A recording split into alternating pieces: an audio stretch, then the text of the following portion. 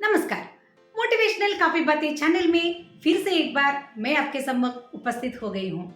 हम सबके जीवन में अपनी अपनी स्तर की समस्याएं हैं और चुनौतियां भी हैं। इन समस्याओं के सामना करते समय कभी कभी हम थक जाते हैं और किसी न किसी व्यक्ति की जो मदद के लिए हम निरीक्षा भी करते रहते हैं। हम दूसरों की समय समय पर मदद तो करते हैं, मगर जब हम मदद की अपेक्षा करते हैं तब मदद मांगने से पहले ही हमारे मन में कई ऐसे विचार आ जाते हैं कि जाकर मैं उनसे मदद मांगूं तो मेरे बारे में क्या सोचेगा। आज तक मेरे बारे में जो धारणा है उसके मन में वो शायद बदल सकती है और वह क्या सोच बैठेगा। इस प्रकार के नकारात्मक विचार मदद मांगने से पहले ही हमें कुंठित कर देते हैं और हम मदद मांगने से हिचकिचाकर उस विचार को ही उधर ही छोड़ देते हैं। मगर आज मैं इस वीडियो के द्वारा यह बात बताना चाहती हूँ कि मदद मांगना हमारे लिए बहुत अच्छा है।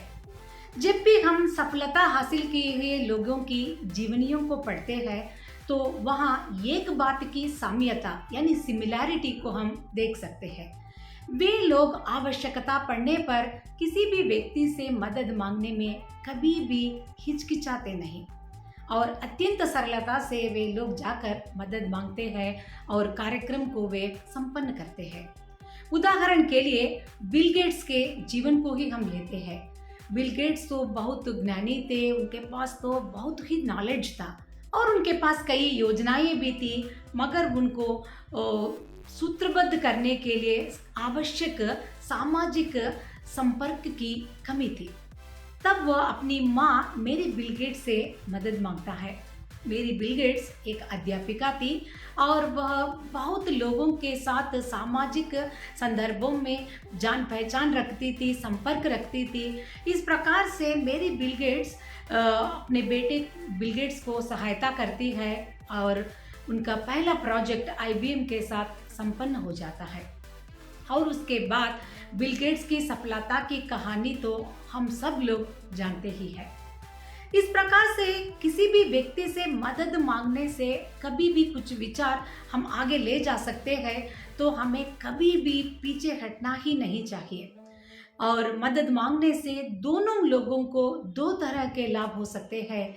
एक तो मदद मांगने वाला व्यक्ति मदद तो उसको मिल जाता है और जिस व्यक्ति से मदद मांग रहा है उसके दिल में हम एक एहसास जगा सकते हैं कि हम उस व्यक्ति से बहुत विश्वास करते हैं या तो प्रेम करते हैं, इसीलिए उनके पास जाकर हमने मदद मांगा है।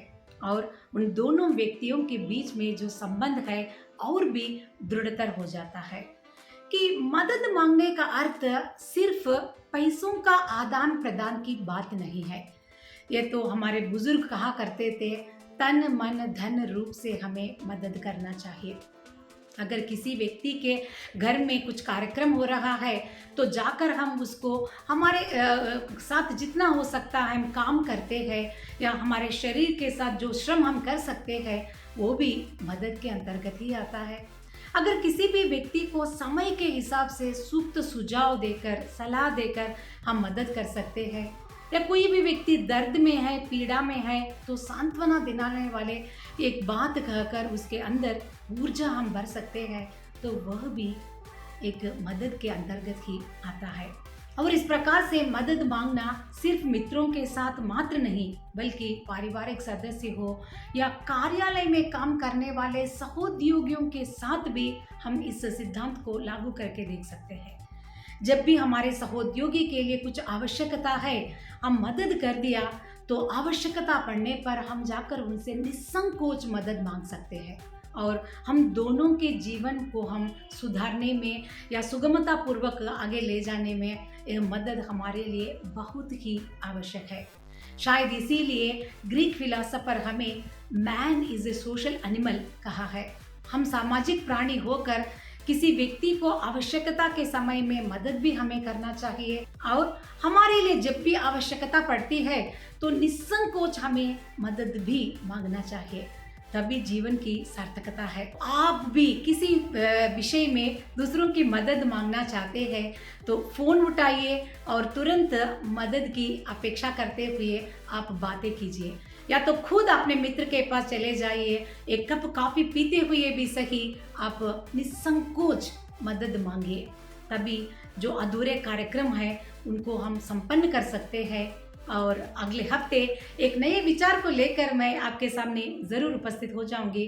तब तक के लिए मुझे अनुमति दीजिए।